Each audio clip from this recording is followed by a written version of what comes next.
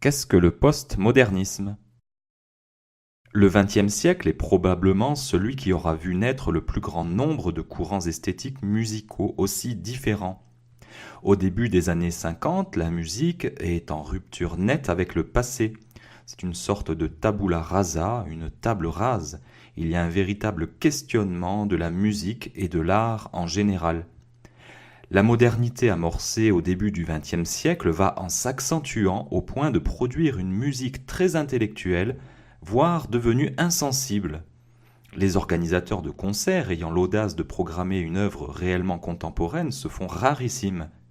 Le discours maintes et maintes fois entendu est toujours le même: cette musique fait fuir le public, c'est une cacophonie insupportable, etc. Dès le départ, beaucoup de compositeurs ont conservé leur distance et leur indépendance vis-à-vis de la modernité officielle et labellisée. Ces compositeurs vont tenter de renouer avec le public qui fuyait les œuvres modernes, devenues incompréhensibles pour lui. Cette recherche du public ou cette reconquête du public va passer par ce qu'on a appelé la nouvelle simplicité. Ce courant marque le retour en force de la ligne mélodique, de l'affirmation d'une tonalité privilégiant un contact direct et sensitif avec le public. On parlera aussi de nouvelle consonance ou de postmodernisme. Comme son nom l'indique, le mouvement du postmodernisme s'est formé en réaction, ou plutôt comme un dépassement de la musique moderne. De fait, la musique postmoderne s'est généralement définie à la fin du XXe siècle en opposition à la musique moderne. Une œuvre peut être soit moderne ou postmoderne, mais pas les deux. Le postmodernisme, c'est un mouvement qui se dessine en particulier en Europe de l'Est et en Allemagne. Ce mouvement semble revendiquer donc le retour à une musique plus simple, généralement consonante, et qui recherche une plus grande accessibilité pour le public.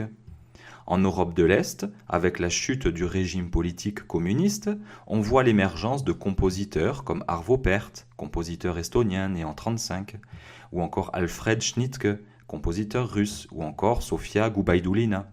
Ce mouvement s'accompagne d'un certain mysticisme. Par exemple, pour quelqu'un comme Schnittke, sa période postmoderne correspond avec sa conversion au catholicisme. Écoutons sans plus attendre un exemple de musique postmoderne. Il s'agit donc ici du Gloria de la Missa Syllabica d'Arvo Pärt, qui a été composé en 1977 et puis révisé plus tard en 1996. C'est une musique qui est très consonante, qui est plaisante à l'oreille, qui est non sans évoquer un passé lointain, peut-être les chants grégoriens. Écoutons.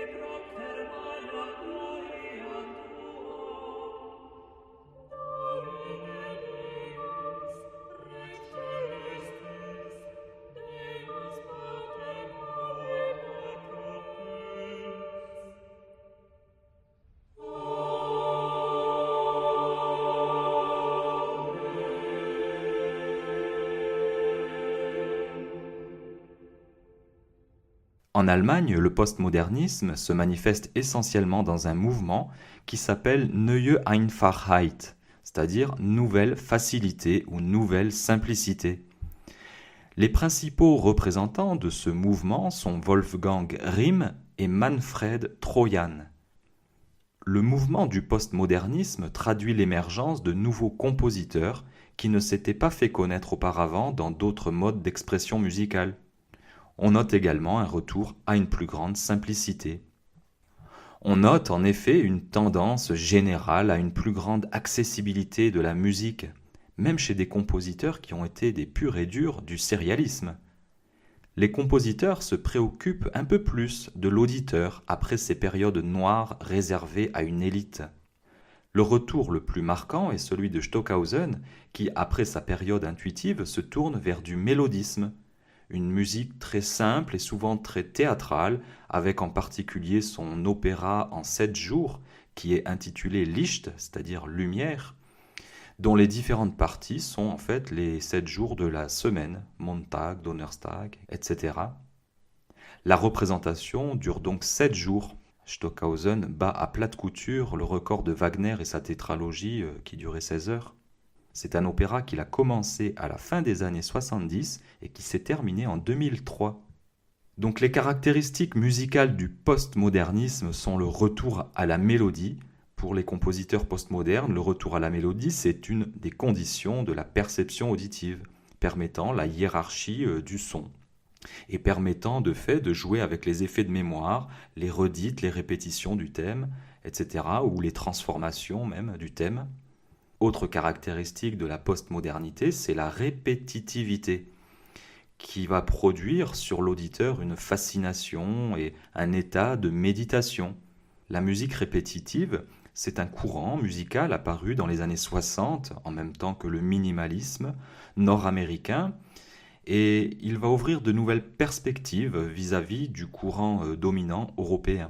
Des compositeurs aussi importants que Steve Reich ou encore Philip Glass vont prendre le contre-pied de la modernité et vont revenir à des choses plus tonales, voire modales, avec une pulsation régulière sur le plan rythmique et un processus de développement des idées musicales qui est immédiatement perceptible.